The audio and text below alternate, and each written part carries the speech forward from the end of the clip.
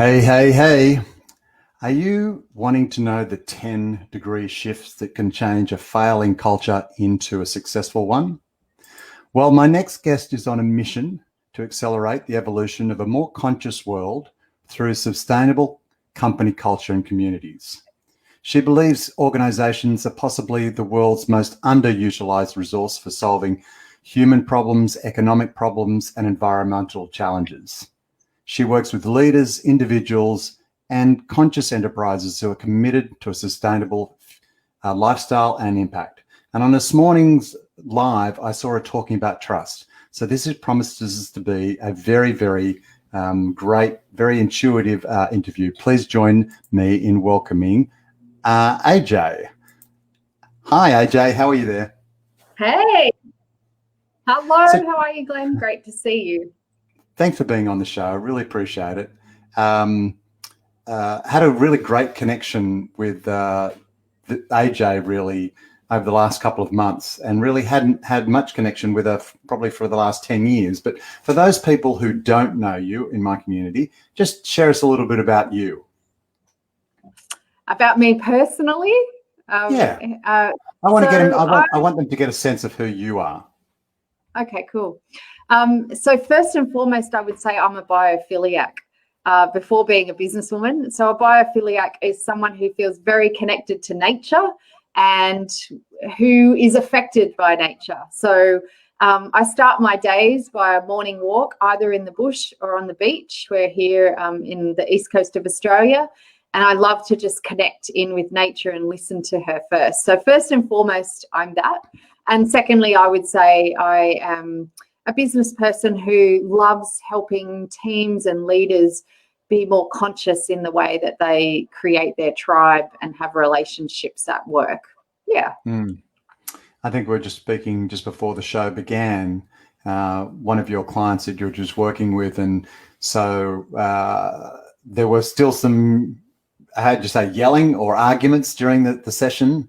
And sometimes people don't necessarily talk about that sort of thing when they're working with a leadership coach or someone who's helping their teams develop, but it does come up, doesn't it? Absolutely. And I think when I'm working with any team, I always say trust is the bedrock. And then once you've got trust, you can actually have disagreement. And it's good to have conflict because that's sometimes what moves a business forward. And this was I'd say a medium-sized manufacturing firm, and I was working with about 12 of their middle managers and leaders. And, they had some disagreements on whether production was more important or sales were more important and which parts of the business needed more attention and more staff and those sorts of things. So, of course, it gets a little heated, and there were, I guess, raised voices, as you said. But what we've been working on is building that trust. And so because they actually trust each other and know that they're all there for the good of the company overall, we were able to work through those challenges and come to what's the agreement that we all as a leadership team agree on is the best focus for now and the best way forward. So, before you get to results and accountability, I think you have to have that trust, but you do have to have some conflict, and healthy conflict and having healthy, difficult conversations is a real art and a skill and very valuable in business these days. I think you're so right. I think sometimes people come along to these trainings or group sessions going, okay, what's the magic answer, AJ? And they're just ready to write it down and then go and do the work. I mean, my good friend Shelley Dalton has taught me that sometimes, when it's all ready, it'll just appear. And the quote that comes to mind is, growth occurs in your uncomfortable zone. And through that conflict, that's where the growth is going to happen. So it's kind of naive to think that you can't have that without getting growth first. But everybody just wants the results part without all the hard work sort of thing. We all want the unicorns and rainbows, right? Correct. I want the six-pack, but I don't want to go to the gym. Yeah, we'll buy one of those aprons with it painted on because that's what you end up with. Correct. That'd probably be the only way that I'll get it for $5.99. So tell me, you spoke about manufacturers, but who are the audience that you mostly work with?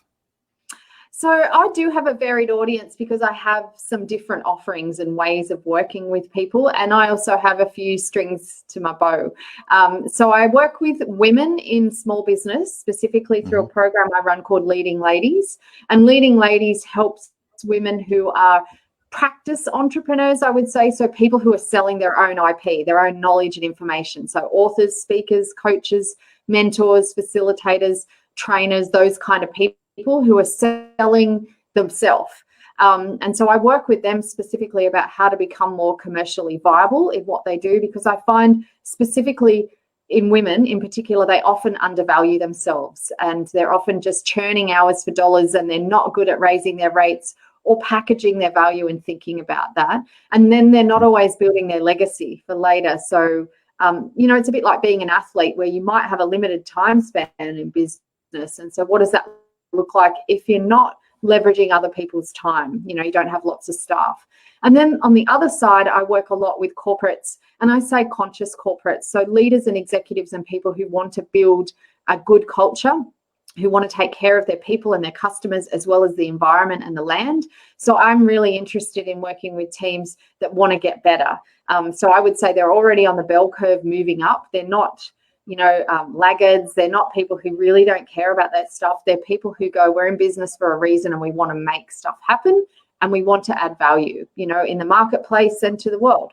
So people who are clear on their vision of why they're doing what they're doing and who are really keen to have an impact. And I think business, as you said in my intro, has such an opportunity to make a difference. And we've seen that through COVID, where some governments have really struggled with how do you navigate that. And yet I've seen small businesses, like I've seen a ballet school recently, they course corrected so quickly and found other ways to engage with their students and really took a leadership role, in that business community, in the way they delivered and added value to parents and everyone who might have been suffering from some stress and anxiety. And so I think business has a real opportunity to add value because there's so many smart people doing great things in business. Yeah.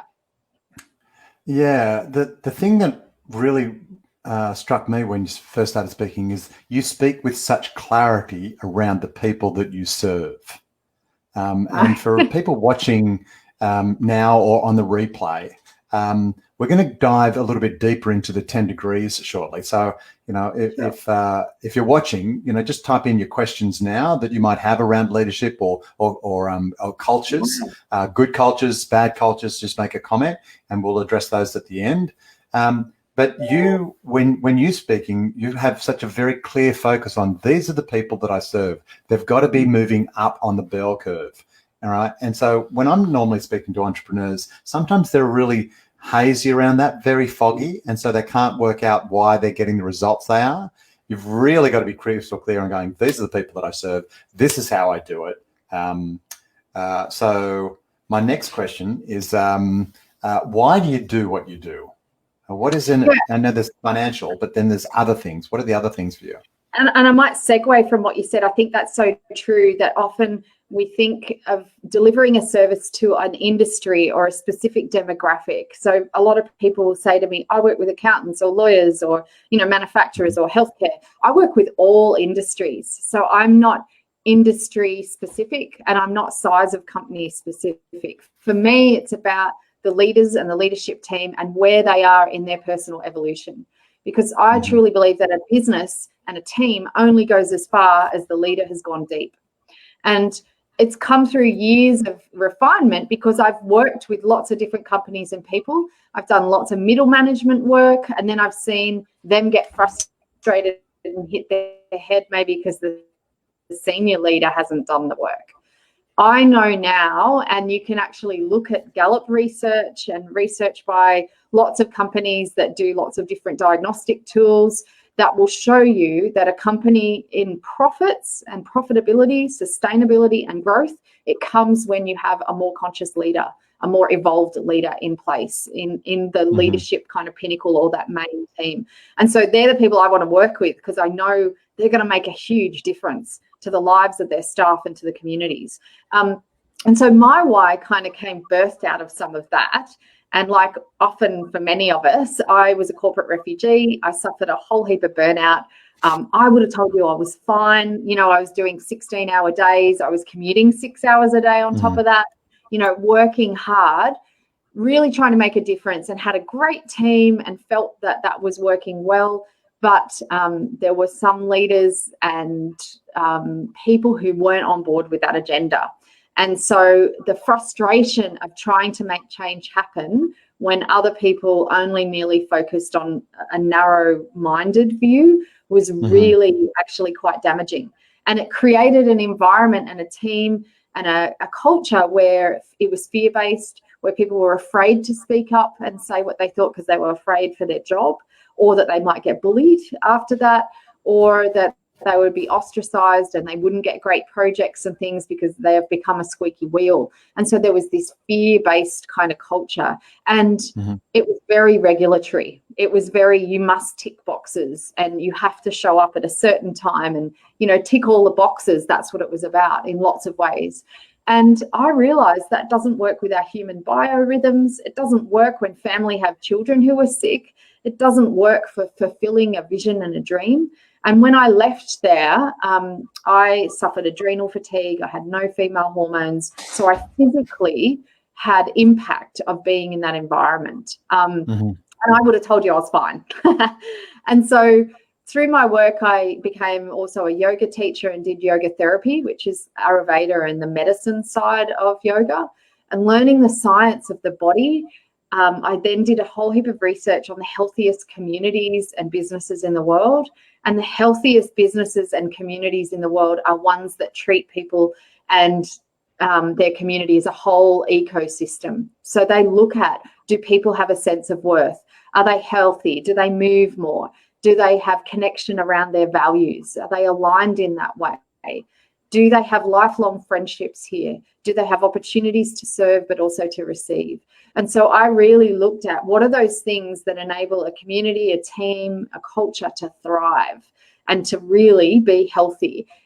And a lot of them have people who are more centenarians than anywhere else in the world. So they'll have more people that live over 100 and they live well and healthy. And there's this sense of bonding and connection, and you see them handle crises well. Businesses are the same, where they've got that strong, vibrant culture that is giving back to the community, as well as also how do we become profitable and remain sustainable. Those businesses thrive, and a lot of them have course corrected and found other ways through COVID, and they're still surviving because they've got that strength in their bonds. And so that's, I guess, became my why and my life mission is, how do I help other people raise up and how do I help them create that? Because to me, the sign of a good leader is whether an employee stays for 3 months, 3 years, or 30 years. Did they grow? Were they happier? Did they become better humans and more likely to become leaders themselves from being in your presence or in your company? And if that's the case, then your work is done. When I was, well, a lot came up then, right? I'm going to try and do my best to try and remember three things. Sorry, I can't do that. That's okay. When I was doing some work with BNI, I very rarely lost any of my team. And all the other franchises would look and sort of going, Glenn, you know, your ambassadors and directors, the people that run your programs, don't leave. And there's more people wanting to come onto the team than there's spots. You know, why is that? And I said, we spend 10% of the annual income on, and by the way, they all had access to my bank account so they could see how much they were going to get to spend at the end of the year. We did team environments, and I didn't choose them. They did. They determined how long they'd be. You know, these are all the fun, cool stuff that we did. And so when other franchises used to see us hanging out, we'd be all hanging out in a group, right? Because we actually enjoyed one of the Each other. we enjoyed, tribe people. And then yesterday I was working with a client who took the brave, bold move to not take someone on board. This new salesperson had great credentials, would set the world on fire, but they create a lot of damage when they, the way that they work. So I saw the video of the interview, and I contacted their previous employer, and they said, fantastic, we're number one salesperson. Right. They create a lot of broken relationships around them. Right. and this particular owner wasn't prepared to take them on. Even though they were interested in sales, they weren't prepared to put the rest of the team at risk, right? Yeah. And then I had another situation where another leader, at the end of the conversation, I said, so are you open to change in this particular issue? Because I've repeated myself 3 times and you just keep on giving me this 3 different questions, but you've repeated the same verbiage back to me. And that's indicating that you're actually not open to seeing an opportunity here. And I kind of answered it myself then.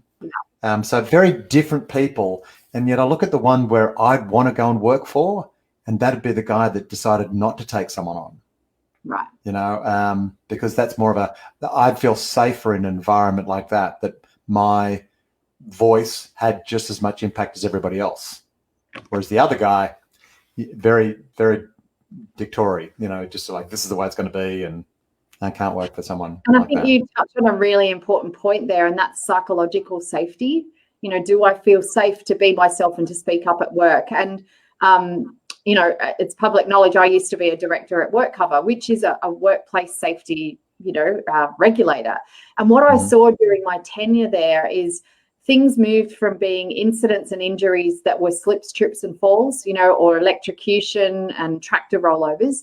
And over the years, it really shifted to psychosocial issues. So bullying, harassment, stress, anxiety, depression, those kind of claims is what really, took off. So it just shows you also the disconnection we have in society, and that, people are struggling in everyday life. And so you don't want to make a workplace somewhere that feels unsafe to be yourself. You're correct. You're not going to get the best out of your employees. They just basically turn up until something else better comes along, or they just go there from 9 to 5, but they're not really engaged in the process. Yeah.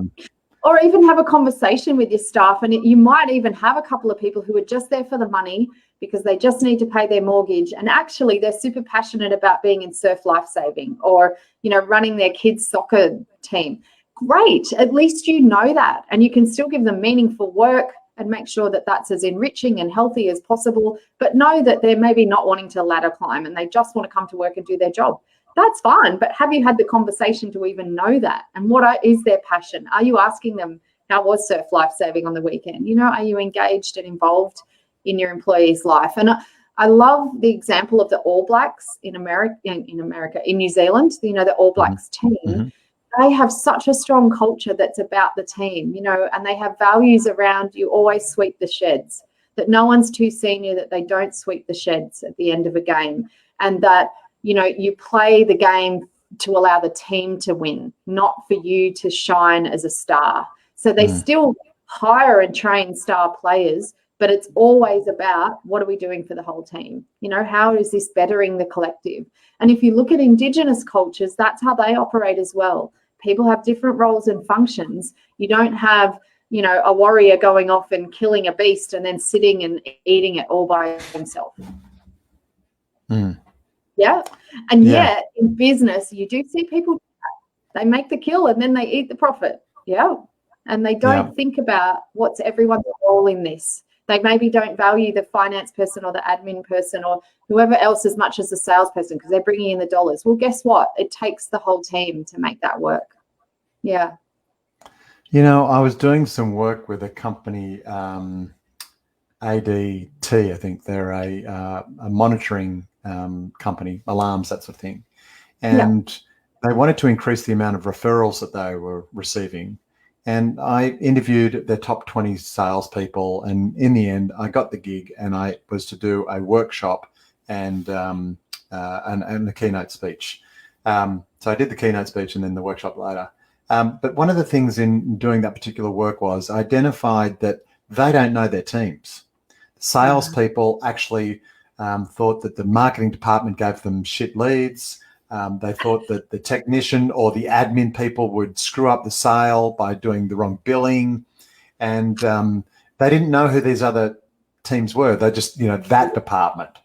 And so the workshop that I did was getting them to know the other departments. And within 3 months, they had technicians out in the field going, hang on a tick, I'll just ring Sally from admin, right? Or hang on a tick, Mike will be on the phone because I've got to find out what the original quote was. They actually saw a 21% increase in referrals just from working as a team. So we didn't ever have to do any external work, right? We're just working in the team because they started to know one another as an organization. And so when people feel comfortable like that and they know other people, they feel connected. Yeah. And so that connection raised their pride about their work and stuff like that. And also, if I don't know, someone will know here, sort of thing. Yeah. So there was no fear anymore. Great. The work that ended up happening was great and a little bit out of my comfort zone, sort of thing, to see and witness, right? The byproduct was the extra referrals. So that's what I cared about, but that always stuck with me. So let's move into what has been the biggest struggle in your business and how did you overcome it? Oh, good question. And I love what you were just saying before. That goes back to trust. Again, trust in the team, right? Building that team cohesion. Mm-hmm. Probably the best challenge for me in my business was firstly deciding, did I want a business or a practice? So I started to hire some employees for a while and build, because often we think growth is the only way. Yeah. And we think profit and getting bigger is the main game, right? And I get that we need that to be in business, but sometimes you can start growing and then realize I'm still making the same profit as I made by myself now with 10 staff. But that's the gross has gone up, but the net and the actual profit is the same. And now I'm feeding 10 families and I feel this burden and responsibility of I have these staff to take care of. And here I am talking about teams and tribe, but you have to really make a decision about what's my purpose and mission in life and how do I want to live that out and what gives me joy. So I love working with teams and being in a team, but I also know, I'm an investor as well. So I'm a property investor. I've been investing about 25 years. And my big game and why I like to provide affordable housing for lower socioeconomic people. I want to see everyone in decent, affordable living standards and no one left homeless and on the streets. And I feel really passionate about that. And I also believe in the land and that we don't always live in the best way. And so my business is a vehicle to give me money to invest in that stuff. Yeah. Okay. Yeah. And I started to go, all my time and energy was going into the business to keep it afloat because I felt the responsibility of having all these staff. And I realized I was just doing trading of my hours for money, so everything I did was just time-based and we were billing based on the hours we did, not on the value. And so I made a really conscious decision a number of years ago. I stripped back my business. I gradually supported my staff and team to find other things, and some of them were already doing a bit of their own thing as well. I've kept a couple of my key support staff who I've had, the whole time, but the other consultants and people, I still do partnerships and work with often. We collaborate together, but I don't feel that responsibility and I don't have them as employees anymore. And what that allowed me to do was free me up and then start to go, so what am I good at adding value and how do I want to do that in a way that helps me be dollars up, days down, so that I can then invest wisely in things that I think have a real impact on people's lives. So, dollars up, days down, spend less, make more, invest wisely. They're probably the game changers that happened for me. And so I had to start to value what I could add to a workplace and not just bill myself out for the time, because time's that, finite resource we can't get back. So instead it was shifting to then packaging what's the value I bring, what's the outcome they want to get, and how can I do that in the easiest, simplest, best way possible. So I'm a minimalist in my whole life and now including in my business. What's the easiest way to get there and the one that's going to be the most sustainable? I went through that particular process when I was out speaking, and I wanted to be a speaker because I wanted to reach more people. Right. Well, I think that was 50% of it. And at the time when I started speaking, I think it was 50% ego, if I'm being honest. then it moved into, I didn't know how to break in. And someone said to me, you know what, go and speak at Rotary. And I said, Right. but that's fine, but they don't get paid. And they said, well, that's a different situation then, isn't it?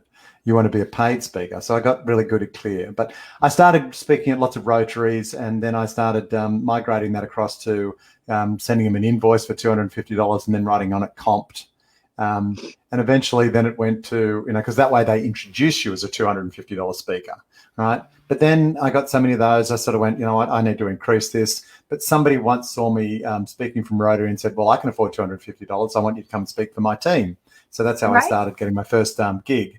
But then that went on, and I was speaking for $250. That then I went, oh God, I'm flat out. I don't really want to do this. So I put it up to $2,000, which is great. But the time when I went from 2,000 to I think 6,000 for a speaking engagement, I really struggled around thinking that I was worth $6,000. And just what you just said then, it was more about the education and the value that I brought to an organization was worth $6,000. So I started speaking at different types of organizations that then could afford $6,000 for a speaker, and two, that saw, listen, if we got a referral program in, this guy came and talked to us about that, that would make an impact of, $50, $100, $250,000, right? So I felt comfortable with them. But when it was just me going, oh, am I worth 6,000?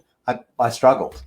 So that going from what you think you're worth to the value that you bring for the recipient or the client or whatever, it's a big change. And it's something that I encourage anyone watching this particular video to listen to what AJ just said then. Value is very different to your self-worth. I myself am worth nothing. There's nothing that I'm free. I would give sometimes away the information for free. In some cases I have, right? But what is the value to the organization that you're about to go and pitch at or speak at or work with? What's it worth to them? And not enough people ask good questions to find out what it's worth. They just go in with, I don't know, $250. So AJ, I challenge you on what you just said. Firstly, that you're valued at nothing. I'm like, that's a terrible thing. I would say you're priceless. Well, thank you. You're worth more than anyone could ever actually pay financially, right? That is true. That is true. Yeah. Yeah. But what I think out of that, the most important thing to remember in business is the first sale is to yourself. So if you don't have the courage of conviction that what you do adds value, you're never going to be able to sell that to someone else. And correct. That was where I started to go, I used to charge $3,000 a day and I was like, maybe I could charge $3,500, and it felt like a little stretch. Now I can charge much more and feel comfortable because I've made the sale to myself. And I'm not going in to fleece someone. I know I'm going to bring value, and I always go on above and beyond. I know that I deliver what they need. And if they're not the right fit, I don't make the sale.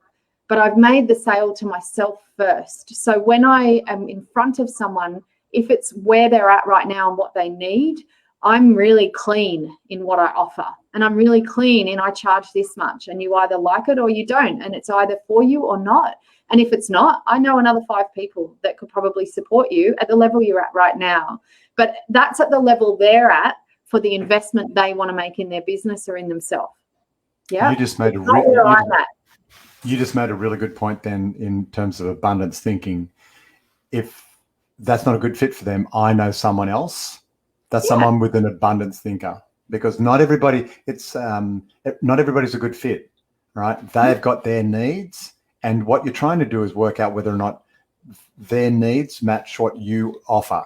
And if it does, then that's a good fit. And if not, then they're a good match for somebody else.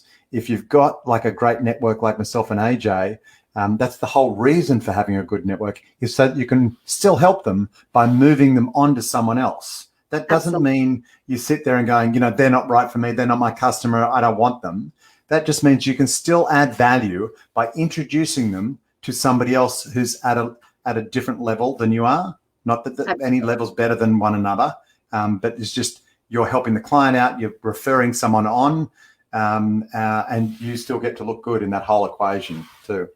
And I think that's right. And I know you're great at it too, Glenn. And it's when you have that meeting with someone, don't go in thinking I'm going to make a sale. Go in thinking I can just add value here. And that may be I get the sale. It might be I refer them to someone else, and that's happy days. I don't want to do work where I'm not a fit. And I have taken that work in the past because I needed the money to feed my team.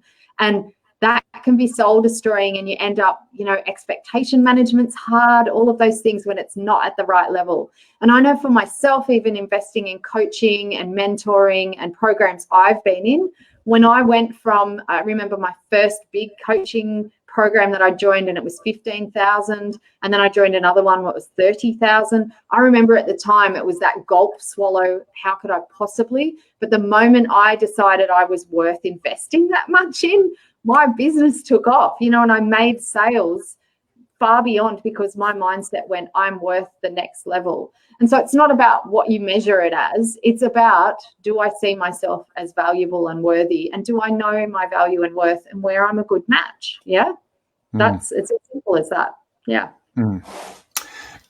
Sometimes if you're not understanding this, I'm not saying you, AJ, but I'm saying anybody else. If you ever go to the hairdresser and you get your hair done and you walk out, you feel like $1 million. Have you ever noticed how many people look at you?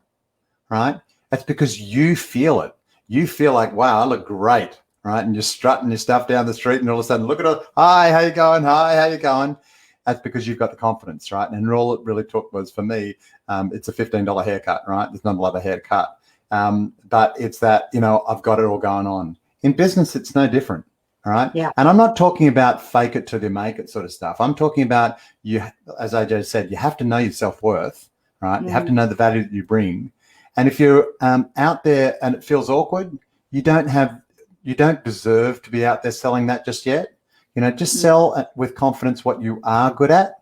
You'll grow that way anyway, because you'll be working with the right people, and they will want to work with you more, and just saying, you know what, you go off and learn some skills and come back to us.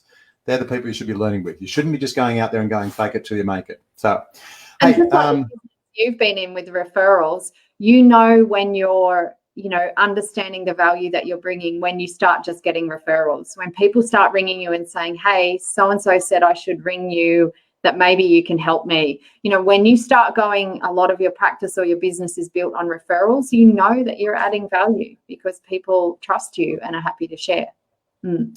Look, my 12 o'clock appointment is with a photographer, a pretty famous photographer. And I was sharing with her my yesterday. Yeah. And she was sort of say, how was your day? I'm like, it wasn't so bad. And she said, what happened? I said, well, the following things. And I had this client referred 21 clients. And she said, what? And I said, yeah, this one lady referred 21 people. I've got all the introductions and emails, and that's what I've got to do tomorrow. And she's like, 21 people from one referral. I'm like, you know what? I forget every once in a while. That's not normal practice for some people. Yet that's the only way that I work. And when I'm working with someone, it's kind of what I expect, and I build that into, the way that I work, that will be the expectation that I have of them. Absolutely. But I'm really surprised sometimes that that's obviously not the case for everybody. And tomorrow I'm coaching a business owner who runs a ship that is stuck because of COVID off the shore of the Amalfi Coast. And that came through a referral. I would never have found them. I'm not going to go and knock on the door of someone on a ship off the coast. And in the same way, I'm doing work with 15 Pacific Islands over the next 3 months. And that all came about through referrals. So, I think if you're a giver, givers get. It's always about how can I share and how can I support others? And that comes around. It's a frequency. Yeah. Correct. Well, let's now move into a spot where we call lights, camera, action. And this is about you talking about the 10 degrees that changes someone's poor culture or bad culture into a good culture. So should I throw maybe throw that up to start with so that people can see it and I can kind of talk it through a little. Yeah, cool. Awesome. Hopefully that's big enough for people to see, but maybe you can take a screenshot later. So as I was saying earlier, I really developed a lot of some of the work that I do because of what I'd experienced in some unhealthy cultures and seeing clients who were having challenging times. And also I studied what works and what cultures are the best, what teams are the best, and why is that so? And so you'll see I've also got some acknowledgement of the blue zones down the bottom, because a lot of some of this is based on some of the blue zones research that looks at those people that are saying the villages and communities that are really thriving despite anything going on in the world. And so the 10-degree shift is about how do we as individuals, as teams and as companies make just real small micro changes to change our direction and eventually come around where everything's interconnected and everything works together. What I find is a lot of people hiring consultants that want to come and throw everything out or shift everything and change everything. And then when the consultant leaves, the business kind of has this up-level growing pain and want to go back to how they were or feel like that's not sustainable. So we know through the way evolution happens that it's tiny incremental shifts that happen gradually that help us maintain new habits and start to change the way we do things. Just like when a plane takes off, you know, they can alter by slightly, 3 degrees, and it could mean they end up in a whole different country. They don't have to make radical changes. Over time, those things move us. So the 10-degree shift is based on that. It begins at the individual level. And as I said, a team and a business can only grow as far as their leader has grown. So I say this is an absolute must for leaders. And then I see that they should be encouraging this with all of the people in their team. So move more, firstly. And you go, we're in business. Why are we worried about people moving? Well, we have a terrible epidemic of people being sedentary. The research proves now that sitting in a work desk all day long is unhealthier than smoking, that you would be far better off actually smoking than sitting at a desk all day, right? So that's crazy. And as a human race, we're just built to be upright and moving. We're not built to sit. And so we should be thinking about, I'm at a stand-up desk now. I don't know about you, Glenn. You look like you're a bit mobile where you are. No, I'm actually seated. Yeah, seated. But I have something that, yeah. So just thinking about how can we add some movement in, and offices or environments, can we do something about that to encourage people to move more, to not just sit at the desk all day? So could we have walking team meetings? Could we do something where we do a round around the block, and that's how we talk? And in actual fact, that does help people open up and have better conversations than when they're sitting across a desk from each other, which can feel quite confronting. So can we add in some incidental movement? Stress less. So what are some of the stresses that we have in our workplace? And knowing that our staff and ourselves have stresses outside of work as well. What can we do to make this as psychologically safe as possible and to reduce the stresses? So is email a stress for people? Can we say no emails after 9 o'clock at night? Can we reduce workloads for people? Can we be realistic about what's actually doable and achievable? Can we look at downtime and holidays? One of the things I've seen in a lot of workplaces I'm working with is stress levels have really risen during COVID because people can't travel overseas and have cancelled holidays. They've decided to not take a break at all. So a lot of companies have seen people work right through, and now they're feeling the stress of not having some decompression time. It's also, do we encourage mindfulness practices or meditation? Do we offer any opportunities for things like that for people?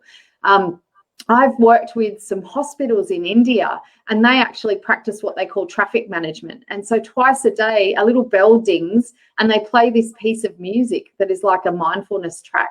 And everyone in the hospital, except for maybe those right in the middle of surgery, but everyone else, literally the cleaners, the janitors, the nurses, patients, everyone stops and closes their eyes and just has a moment of quiet, right?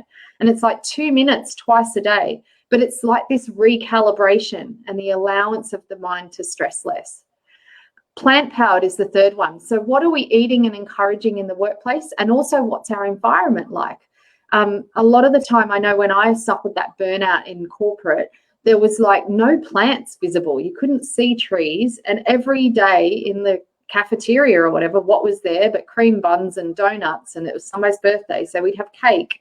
You would have a sausage sizzle, and you go, where are the healthy options there? Yeah, is it a chip machine and it's all that sugary vending stuff? Do we encourage when we have a morning tea that we're going to have healthy dip and hummus and carrot sticks? Great. And can our people see nature? Can they go and put their feet in the grass, or can they see trees and those sorts of things? It's really proven that you can get up to 30% more productivity in greener spaces. So can you do stuff to your office environment to make it more green? Yeah, to bring living things in. We're nourished by that. And so many people go to work in the dark, especially in winter, go home in the dark and never see a tree. Yeah. So can I get outdoors in my lunch break? I've worked with a CEO who ran a TV station, a very well-known big TV station. He went for a run and a swim every single day. He would take his lunchtime, run over to the beach near where the studios were, have a swim and come back. And so by afternoon, he was ready to go, like another full day. He really went, that's non-negotiable. His 40 minutes to himself was non-negotiable. So that's what creates strong leadership, right? Growth mindset. Are we looking for new ways to do things? Do we accept that mistakes are a natural part of human life?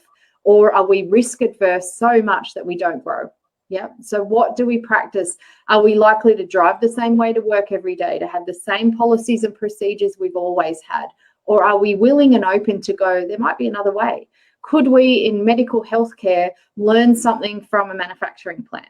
You know, could we learn from other industries and other people doing things differently, just to go, let's just throw a different lens on that. Disney was great at this. You know, they actually had dream rooms. They had rooms with clouds and blue skies painted on them and beanbags, and they would encourage people, if they felt stuck on any business problem, go and lay in a green room for a while, go and lay in the dream room and just go, imagine if this wasn't a barrier, how else would I fix it? Come up with some ideas. Yeah. So get a growth mindset.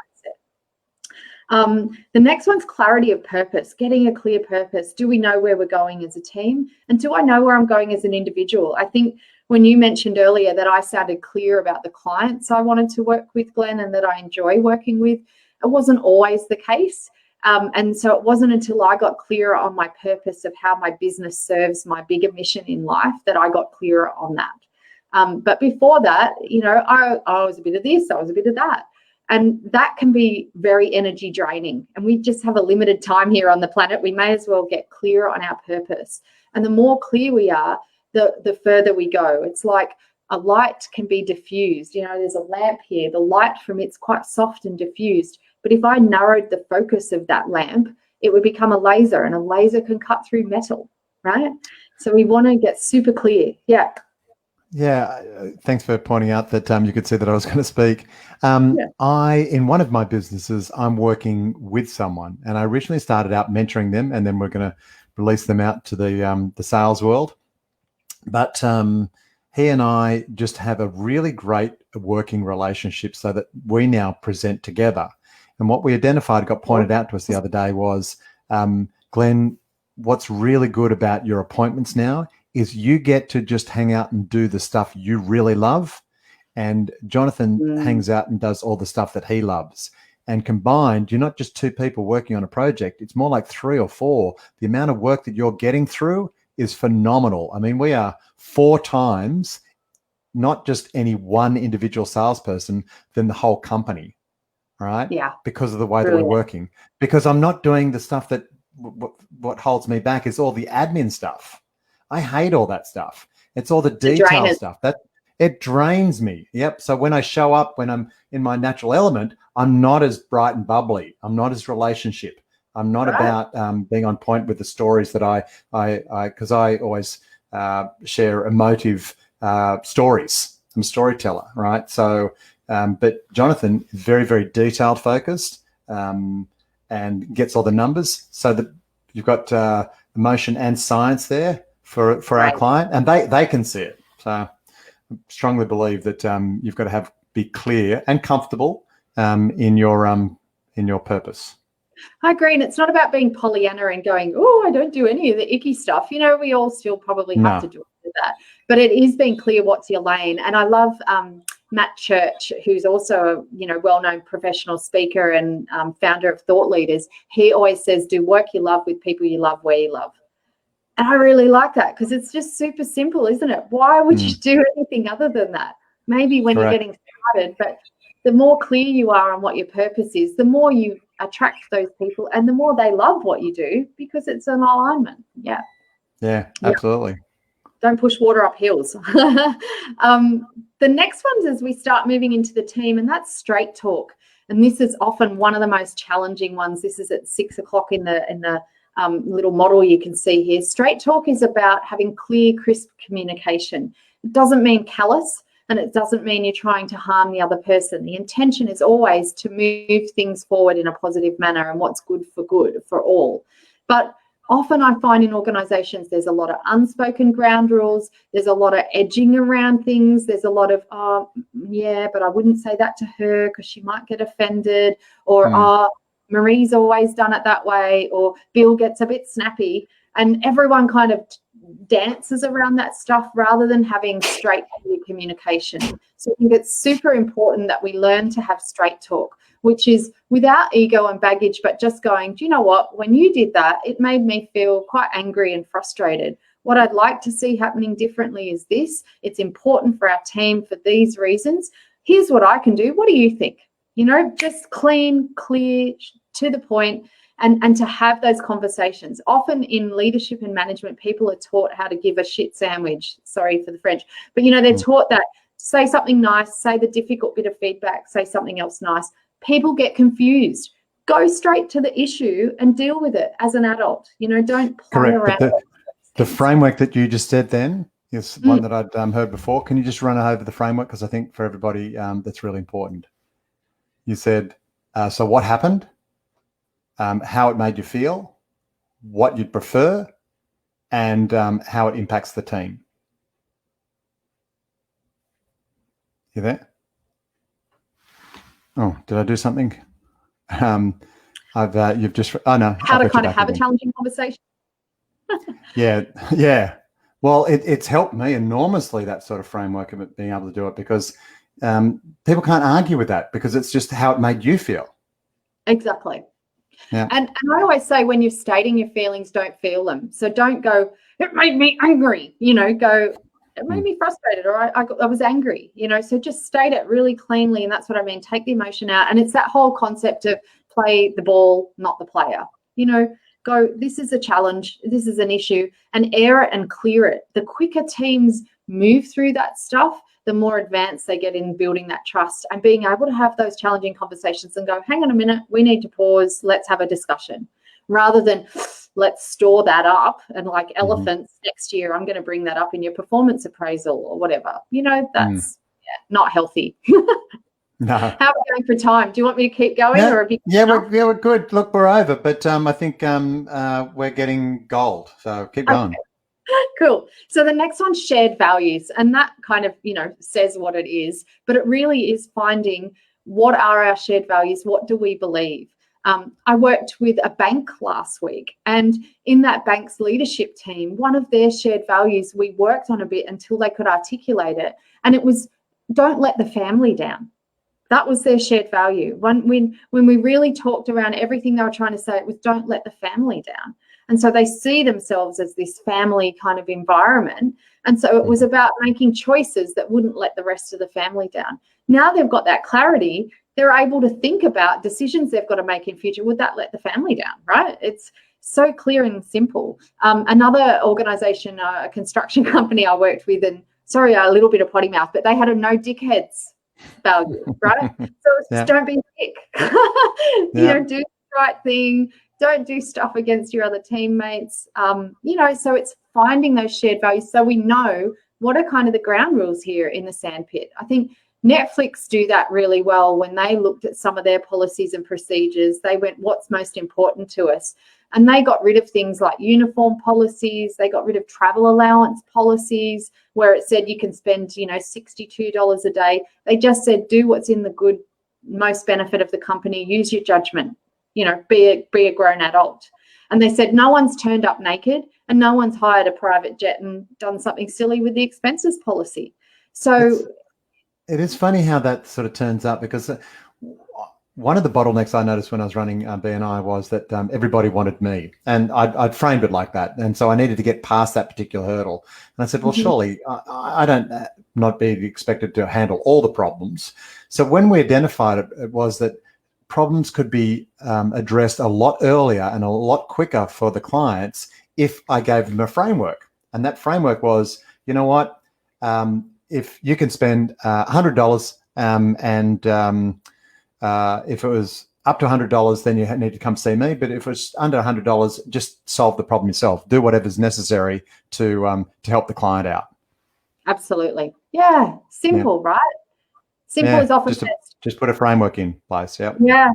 And that's what I love with Richard Branson. You know, he runs 450 companies and he's never had an office, because he said, as soon as I go in, I just become a bottleneck because people want to run everything by me. He said, it's actually better to let good people do what I hired them for. Yeah.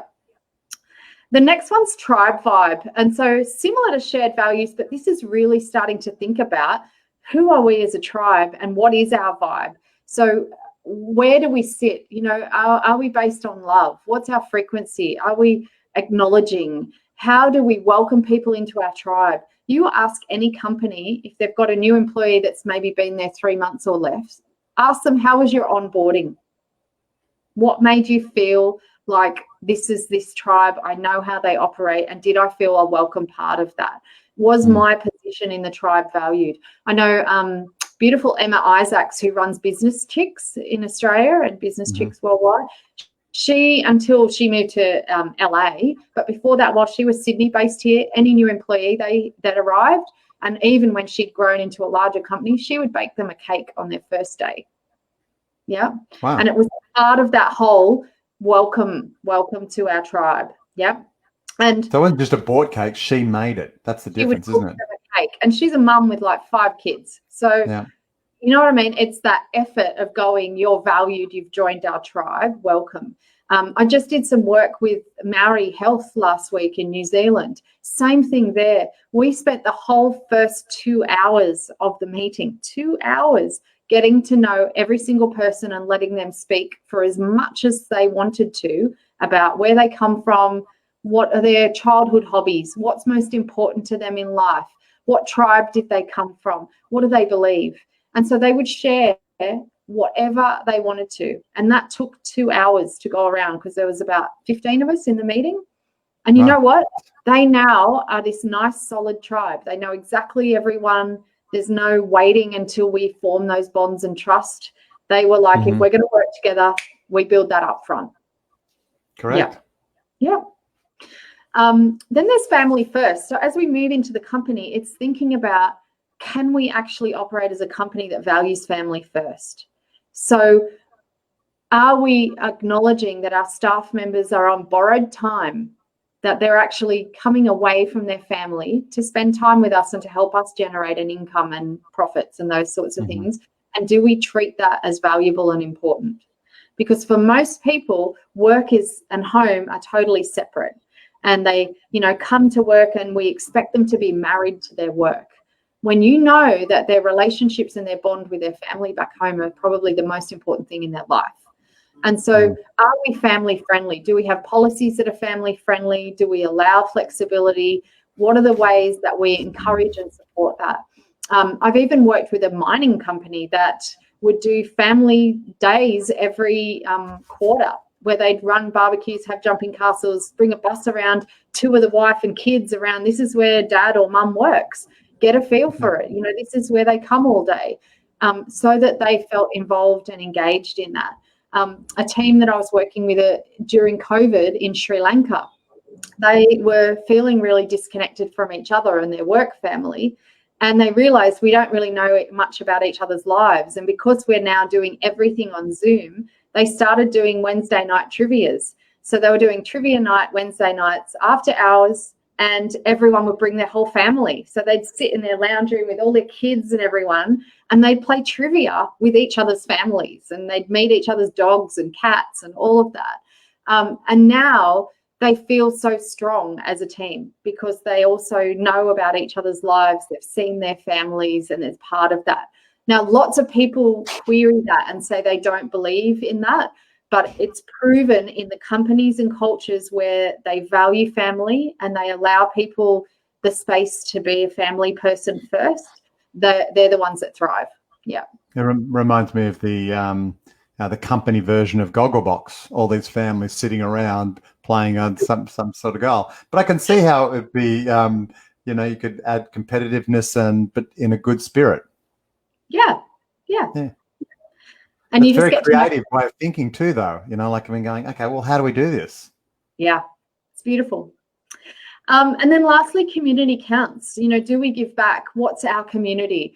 For some organizations, that might be the families that are in our team. Do we do stuff with their kids' sports or community? Is it the environment or the area we're in, the location? But what do we do to have some kind of community spirit? And it's more about just not going, we're a little island as a business and seeing yourself as disconnected. And often how I help businesses first tap into this is maybe to have a look at the United Nations SDGs, the Sustainable Development Goals. And there are, 18 goals that have been set for the world, and they're meant to be achieved by 2030. So there's another good decade left in those goals. And they're all around all sorts of things: life on land, sustainable development, how we can use less, health, well-being, all sorts of things. I guarantee you, no matter what business you're in, there'll be one of those sustainable development goals that you could align your business with. And you can start thinking about, how can I contribute to one of those goals? And what gets measured gets done. So start looking at, where could I think about our contribution as a company to one of those goals that's helping at a global level? I'm working with a group and some councils who are doing some things to bring businesses together to go, even if you're a small business, you might already be doing some of this stuff. Let's help you measure it and collaborate with other businesses and share your story. There's some great things happening in all sorts of different kinds of companies around that. And I think that's how we show we are one, we're part of the communities that we have the honor to operate in. Yeah. Yeah, there's plenty of non-for-profit companies that are always out there. I had a good friend, Charles Alder, who I did a post about this morning.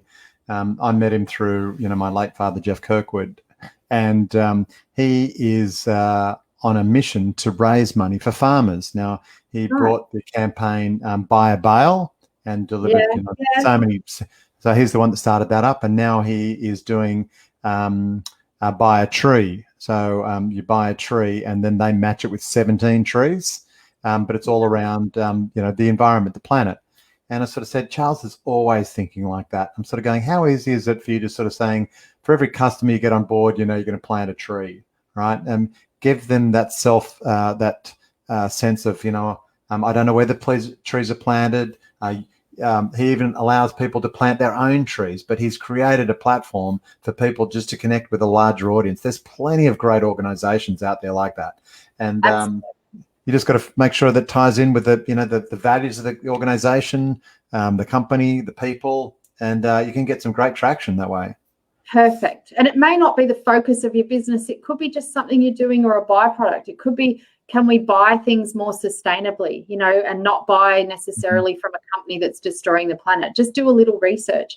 There's a great business in Lake Macquarie that takes the scraps of food from Lake Macquarie and Newcastle restaurants and cafes and turns it into this community garden. So they use it as mulch and as fertilizer. And then they run these family days where everyone on a Saturday can go and help plant food and pick their own food and all of that sort of thing. And so it's this beautiful cycle of taking their waste and using it for the benefit of the community that they get to operate in. There's so many ways, if we just expand our thinking a little, of how we could work smarter and be more connected as a global community. Yeah. Wow. And so they're the 10 degrees shift. Yeah. I don't know about you, but it didn't seem, time just raced past. There are really great stories in each of those areas. So you work with a company with all 10 sometimes, or just some of them, or how do you normally work with a company? So what I would normally do is find an area that they're most interested in or that they really want to work on. And so often it might be only one or two of them. Yeah. And once you start making shifts and then you start seeing that work, then you go, okay, next quarter we might focus on another one. But I would say I never work with anyone doing all 10 at once. And often they're doing some of them quite well already. So it's more going, where are the gaps for you in your organization? And let's hone in on that and just do something small. Again, you don't want to do too much all at once, because then that takes you away from your core business and whatever else you're trying to achieve. So it is just about could we have 45 minutes meetings instead of hour meetings? Could we have walking meetings instead? Could we get clearer on our values and how we live and breathe them? So it's really just how are the ways we can introduce this and make small shifts. But yeah, I wouldn't normally work with everyone on all 10. That usually would take maybe a year or two to get through, really, to make it sustainable. It's a good framework, though. Yeah, thank you. I was impressed when I saw it the last time, and some of those stories they're rehashed. I'm sort of going, yeah, I just have a deeper understanding of those and how they would impact a company. Hey, I just want to show one of the comments that came up by Shane, who was a guest earlier on. He said, "This is gold content, AJ. Self-belief is so important. And where do you get a $15 haircut?" Well, you know what? His name is Bruno. He's in Beamer Street in Campsie, and I always give him $20, and he always gives me back the $5 change. And I'm like, Bruno, come on. When are you going to put up your prices? Seriously. He does joke around and say, well, come on, Glenn, you don't have that much hair to cut, so it's only worth $15.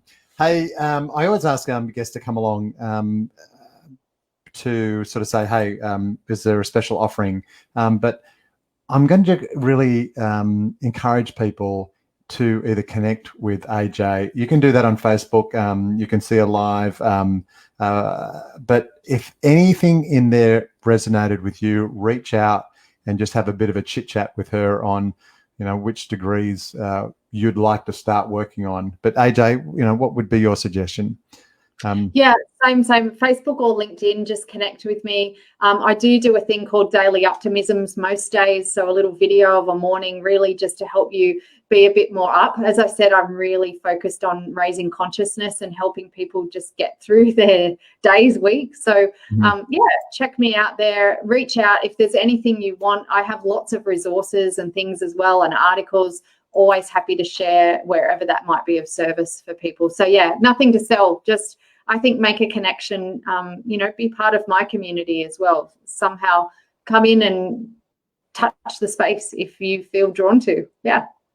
Yep, I'm really glad I reached out, and look at that. Shane is off to Campsie this afternoon. Okay, so thanks very much. Thanks a lot, mate. AJ, it's been an absolute pleasure having you on. It doesn't surprise me. I enjoyed our last interaction in a couple of weeks ago. Thanks very much for your daily optimisms. They sometimes really just seem to hum and make my day just go beautifully. Certainly, definitely get me a chance for me to take a stop, breathe, just appreciate what I have in front of me. Thank you very much for being part of the show. That's it for me. Signing off on another fantastic Better Business Place interview. Remember to share, make, and build connections, and I'll see you next Tuesday. Bye, everybody. Thanks, Glenn. Bye.